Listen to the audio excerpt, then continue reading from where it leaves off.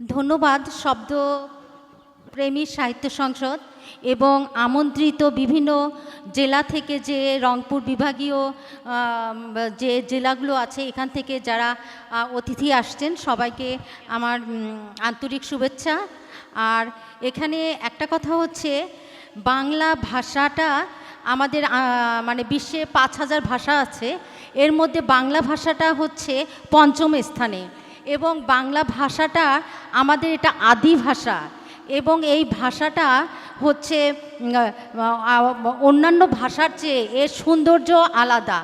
এটা হচ্ছে একটা অনেক মূল্যবান একটা ভাষা এবং এই ভাষার মধ্যে আমরা অনেক কিছু মানে আদি ভাষা বলতে ভাষার মধ্যে যা কিছু যা থাকা দরকার সব কিছুই আছে।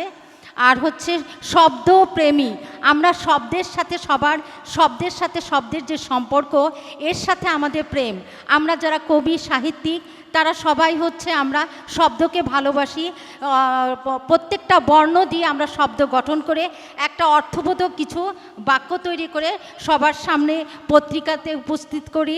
তারপর আমরা অন্যের মুখ থেকে আবৃত্তি শুনতে পছন্দ করি। যাই হোক, আমরা সবাই লেখাকে ভালোবাসি জন্যই আজকে আমাদের আসা, আমরা সাহিত্যকে ভালোবাসি জন্যই আজকে আমাদের এখানে হাদি ভাইয়ের আমন্ত্রণে আমরা আসা। আমি এসে অনেক খুশি। এখন আমি হচ্ছে স্বরচিত একটি কবিতা মাত্র 2 দিন হলো লিখেছি, আমি এটা পড়ছি। পাকস্থলিতে উত্তাল ঢেউ ছলাকলাই ভোলে না, আহার্য ছিল না কিছুই বিভৎস স্মৃতি ছাড়া। রাত্রি মাখা গন্ধে উপসী হাড়ির উনুনে চোখ রাখি, ভাতের ফেনা উকি দেয় অতৃপ্ত ঠোঁটে। ঝাপসা চোখের কোণে জল জমে, অতৃপ্ত হৃদয়ে কি কোথাও ঠাঁই নেই? বিমর্ষ ধান ক্ষেতের মাঝে দাঁড়িয়ে থাকা গাছটির মতো আমি একা।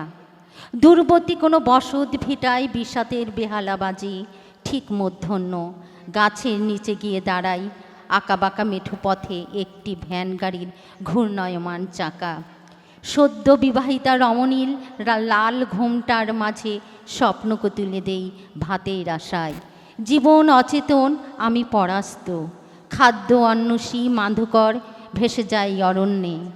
ছন্ন ছাড়া ইট ভাটার উনুনে আমি প্রাণ খুলে হাঁটি, আমি প্রাণ খুলে কথা বলি, স্বপ্ন মুছে যায় রূঢ় বাস্তবতায়। ধন্যবাদ সবাইকে।